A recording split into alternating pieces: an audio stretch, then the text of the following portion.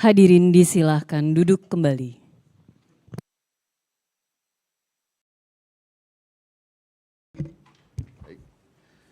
Sidang pengucapan putusan Majelis Kehormatan Mahkamah Konstitusi saya nyatakan dibuka dan terbuka untuk umum.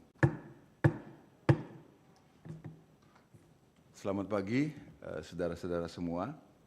Hari ini kita akan mengucapkan putusan dari Majelis Kehormatan yang diajukan oleh beberapa pelapor dalam kesempatan ini. Tapi sebelum kami mengucapkan putusan ini, saya akan minta kepada saudara-saudara karena ini juga disiarkan sidang terbuka untuk umum dan kemudian juga disiarkan kalau tidak salah melalui medianya Mahkamah Konstitusi, live streaming. Saya minta kepada saudara-saudara siapa yang hadir, para pelapor ini. Mulai dari sebelah kiri saya, silakan. Ya. Selamat pagi Yang Mulia, saya Andi Rahadian, co-founder dari Lembaga Sahabat Konstitusi atau Amicus Constituere.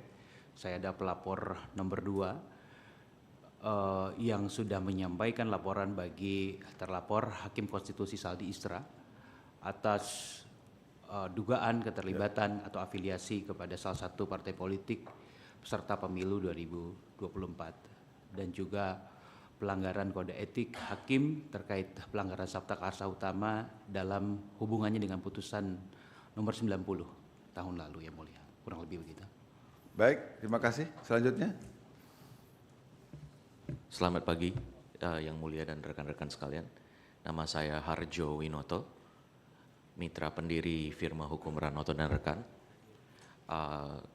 Pihak kami melaporkan 2 butir hal, yaitu satu tentang kewenangan dari MK-MK ad hoc, dan kedua Prof. Anwar Usman dan Prof. Arief Hidayat Prof. Anwar Usman dalam kapasitasnya sebagai Ketua Mahkamah Konstitusi pada saat proses dan pembacaan putusan 90, dan Prof. Arief Hidayat terkait dengan afiliasi politiknya dengan suatu partai politik. Terima kasih.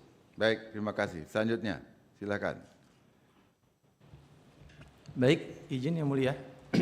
Perkenalkan, kami dari Aliansi Pemuda Berkeadilan. Saya Andi, rekan saya Andu Sultan Abdillah, dan rekan saya yang samping Andika Ujiantara. Kami di sini dengan pelaporan terhadap hakim terlapor Prof. Arief Hidayat tentang penerimaan atau menerimanya jabatan Ketua Umum PAGMNI.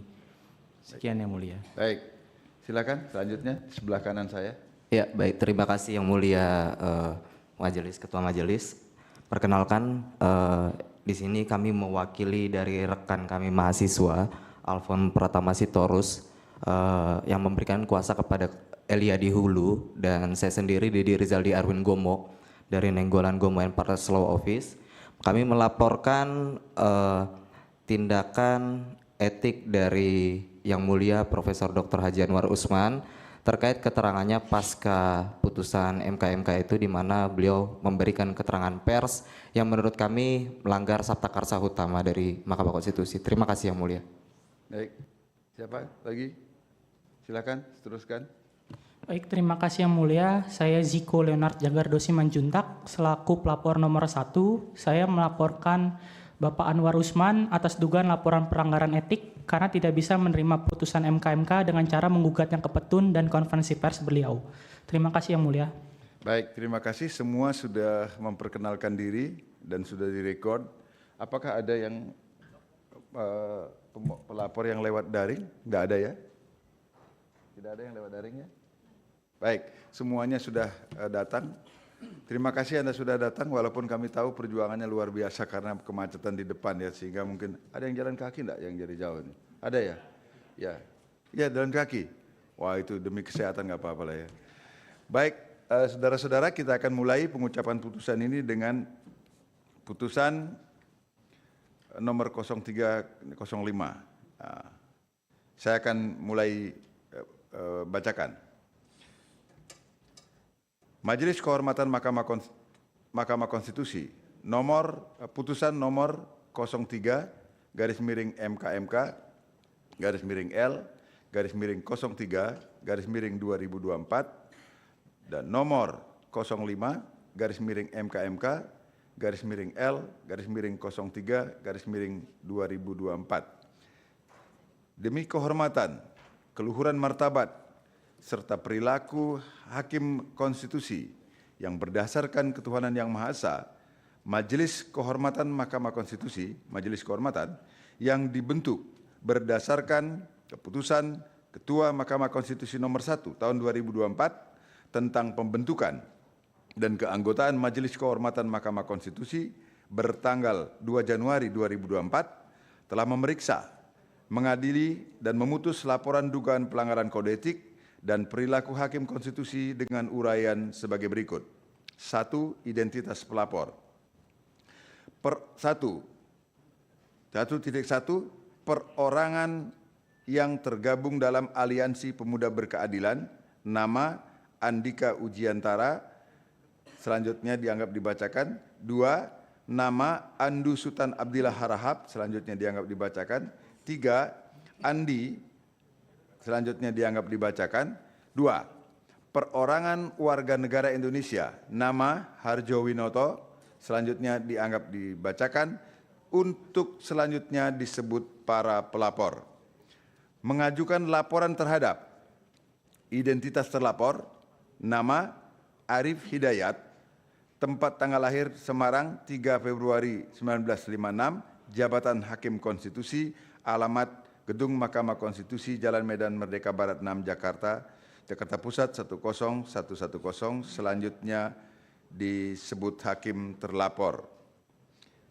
Majelis Kehormatan telah membaca laporan para pelapor, mendengar keterangan para pelapor, memeriksa bukti-bukti para pelapor dan hakim terlapor, mendengarkan keterangan pembelaan hakim terlapor, duduk perkara, dan seterusnya dianggap dibacakan.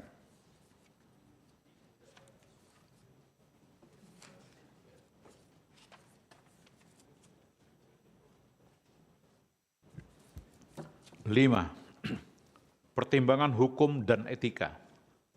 5.1, menimbang bahwa sebelum mempertimbangkan pokok-pokok laporan, Majelis Kehormatan terlebih dahulu akan menguraikan kewenangan, menguraikan kewenangan Majelis Kehormatan dan kedudukan hukum pelapor sebagai berikut. Kewenangan Majelis Kehormatan. 5.2, menimbang bahwa sebelum Majelis Kehormatan mempertimbangkan mengenai dugaan adanya pelanggaran kode etik dan perilaku Hakim Konstitusi, Majelis Kehormatan perlu untuk terlebih dahulu menguraikan mengenai ruang lingkup kewenangan yang dimiliki dalam kaitannya dengan laporan akuo. Undang-Undang Nomor 7 Tahun 2020 tentang perubahan ketiga atas Undang-Undang Nomor 24 Tahun 2023. Undang-Undang Nomor 24 Tahun 2003 tentang Mahkamah Konstitusi, selanjutnya disebut Undang-Undang Nomor 7 Tahun 2020. Pasal 27A ayat 2 menyatakan, untuk menegakkan kode etik dan pedoman perilaku Hakim Konstitusi, dibentuk Majelis Kehormatan Mahkamah Konstitusi. Kemudian Undang-Undang Nomor 48 Tahun 2009 tentang kekuasaan kehakiman atau Undang-Undang 48 Tahun 2009, khususnya pada pasal 44 ayat 1 dan ayat 2 menyatakan, ayat 1, pengawasan Hakim Konstitusi dilakukan oleh Majelis Kehormatan Hakim Konstitusi. Ayat 2, pengawasan sebagaimana dimaksud pada ayat 1 diatur dengan undang-undang. Susunan sistematika keberadaan ketentuan aku berada pada bab 6 Undang-Undang 48 Tahun 2009. Bagian tersebut terdiri dari 6 pasal, pasal 39 hingga pasal 44. Hanya ada satu pasal pada bagian tersebut yang mengatur mengenai pengawasan terhadap Hakim Konstitusi, yaitu pasal 44 pasal 44 Undang-Undang 48 Tahun 2009. Sementara selebihnya adalah pengaturan mengenai pengawasan di lingkungan Mahkamah Agung. Hal ini menunjukkan bahwa pengawasan terhadap Hakim Konstitusi hanya dapat dilakukan oleh sebuah lembaga, yaitu Majelis Kehormatan Mahkamah Konstitusi.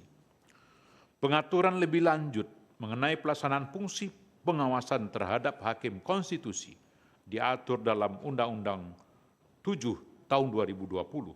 Sementara itu, definisi mengenai Majelis Kehormatan Mahkamah Konstitusi dijelaskan dalam pasal 1 angka 4 Undang-Undang Nomor 8 tahun 2011 tentang perubahan atas Undang-Undang Nomor 24 tahun 2023 tentang Mahkamah Konstitusi, Undang-Undang 8 tahun 2011. Majelis Kehormatan Mahkamah Konstitusi adalah perangkat yang dibentuk oleh Mahkamah Konstitusi untuk memantau, memeriksa, dan merekomendasikan tindakan terhadap hakim konstitusi yang diduga melanggar kode etik dan pedoman perilaku hakim konstitusi. Dengan demikian, fungsi pengawasan terhadap hakim konstitusi sebagaimana diatur dalam Undang-Undang 48 tahun 2009 diuraikan pada Undang-Undang 8 2011 dan Undang-Undang 7 tahun 2020 serta Peraturan Mahkamah Konstitusi atau PMK nomor 1 tahun 2023 berupa kegiatan pemantauan, pemeriksaan, dan pemberian rekomendasi mengenai bentuk tindakan yang harus dilakukan terhadap hakim konstitusi yang melakukan pelanggaran kode etik. Majelis Kehormatan dalam menjalankan kewenangannya didasarkan pada dua hal, yaitu laporan dan atau kedua temuan VD pasal 11 PMK nomor 1 tahun 2023 yang disebut dengan laporan adalah surat laporan dugaan yang diajukan oleh pelapor kepada Majelis Kehormatan mengenai dugaan pelanggaran kode etik dan pedoman perilaku hakim konstitusi yang dilakukan oleh hakim terlapor, VD pasal 12 ayat 1 PMK 1 tahun 2023. Sementara yang disebut temuan adalah dugaan adanya pelanggaran terhadap ketentuan kode etik dan pedoman perilaku hakim konstitusi yang diperoleh melalui pemberitaan media massa, baik cetak maupun elektronik dan atau dari masyarakat luas, VD pasal 13 ayat 1 PMK 1 tahun 2023.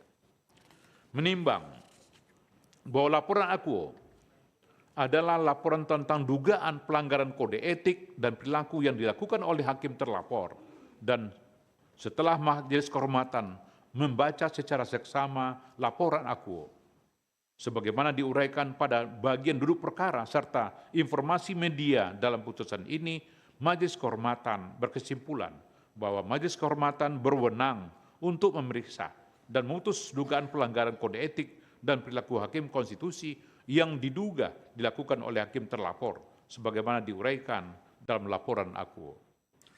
Kedudukan hukum pelapor 5.3 menimbang bahwa berdasarkan pasal 1 angka 8 junto pasal 15 ayat 1 PMK 1 tahun 2023 yang dapat mengajukan laporan adalah perseorangan, kelompok orang, lembaga atau organisasi yang punya kepentingan langsung dengan substansi yang dilaporkan.